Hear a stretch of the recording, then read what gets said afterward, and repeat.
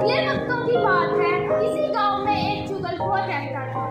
दूसरों की चुगली खाना और एक के बाद दूसरे से करना उसकी आदत थी और लाख कोशिश के बावजूद वो अपनी आदत को ना छोड़ सका।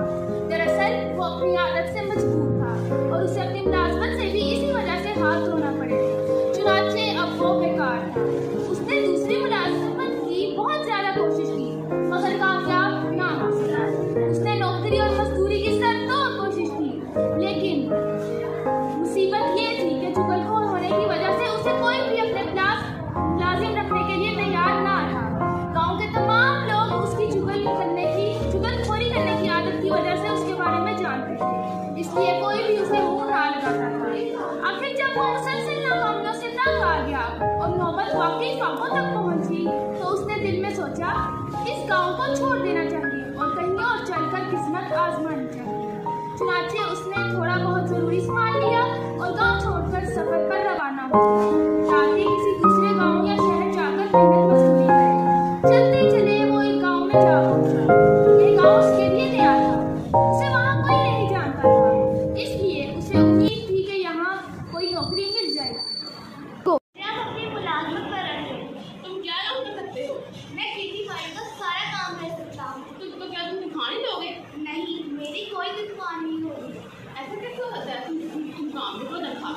बस आप मुझे रोटी और कपड़ा दे दो, यही मेरी तनख्वाह है। और साथ एक बात की इजाजत। किस बात की इजाजत? आप मुझे इस बात की इजाजत दे दें कि 6 माह बाद आप ये छुट्टी खा लिया करें, यही मेरी तनख्वाह होगी।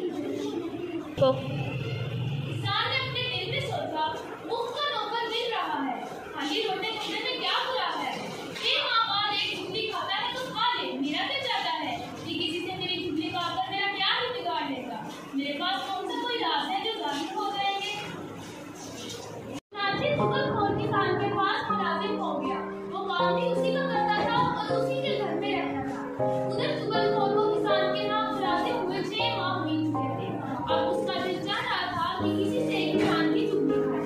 वो 6 माह से अब तक अपनी उस आदत पर जबरन किए हुए था, मगर अब वो आंधी की शिद्दत खत्म होने पर अपने आप पर काबू ना पा सका।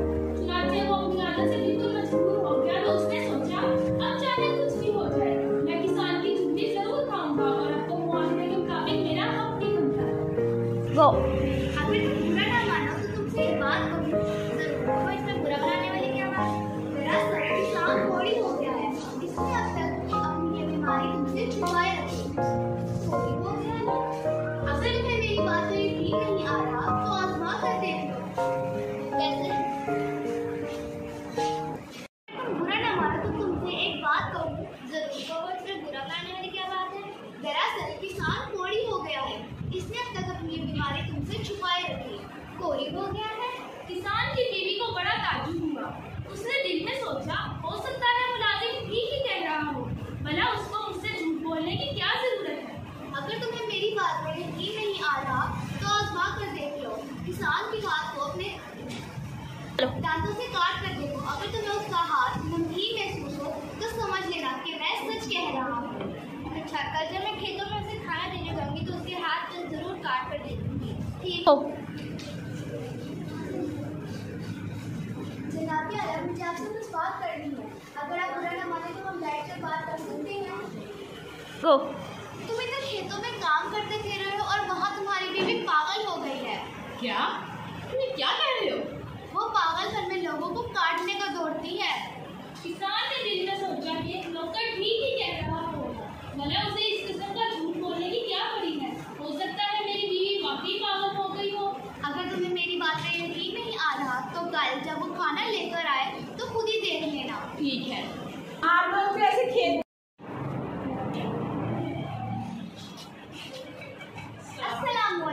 वालेकुम अस्सलाम। आपका क्या कहता है?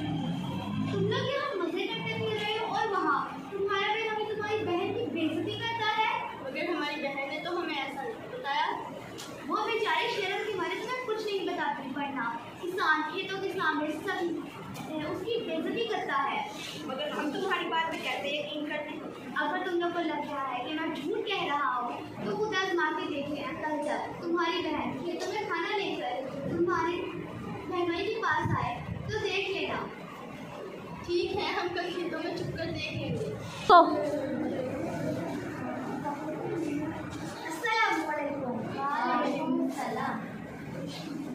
तुम सब एक ही माँ की बेटी हो, फिर भी अपने भाई की मदद नहीं करते क्यों? क्या हुआ? हमने किसकी मदद नहीं की है? तुम क्या किसान के सारे घर उसे रोज आकर उसे मारते और ज़ोर-तोप करते हैं, लेकिन हमारे भाई ने तो हमें ऐसा कुछ नहीं बताया। बेचारा अपनी शराफत की वजह से खामोशी से बेइज्जती बर्दाश्त कर लेता है और एक तुम हो कि तुम उसकी खबर तक नहीं।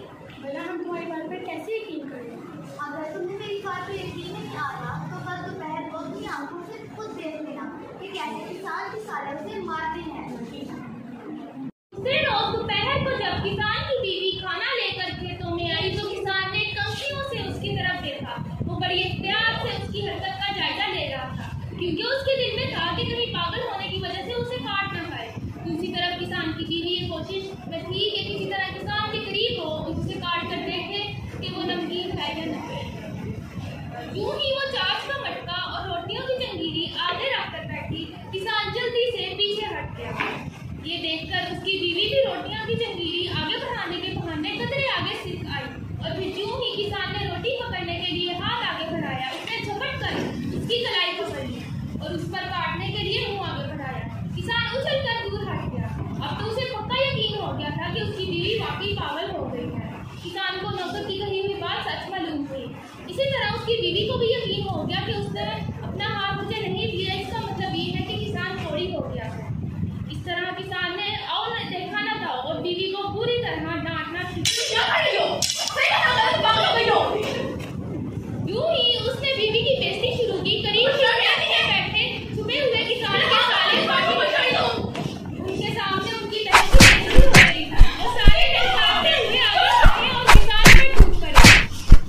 इसी तरह दूसरे खेत में छुपे हुए किसान के भाइयों ने भी बाजी निकाली और भी लागू। इसके बाद एक दूसरे पर सारे मिल पड़े।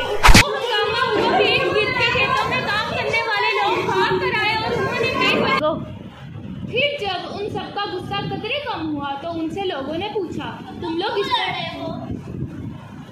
इस पर सब ने अपनी अपनी बात बताई कि यूं नौकर हमारे पास आया था और उसने ये बताया। इस तरह जब सब अपनी बात बता चुके तो पता चला ये सब कुछ चुगलखोर का किया धरा था। अब वो सारे मिलकर चुगलखोर की तलाश में थे, लेकिन उस वक्त तक चुगलखोर वो गांव छोड़कर कहीं और जा चुका था। यही वजह है कि आज भी कोई चुगलखोर ये नहीं मानता कि वो चुगलखोर है। दरअसल उसे इस बात का डर होता है कि कहीं अगर वो तस्लीम कर ले तो किसान, उसके साले और उसके भाई उसे मारेंगे। इसलिए हर चुगलखोर को चुगल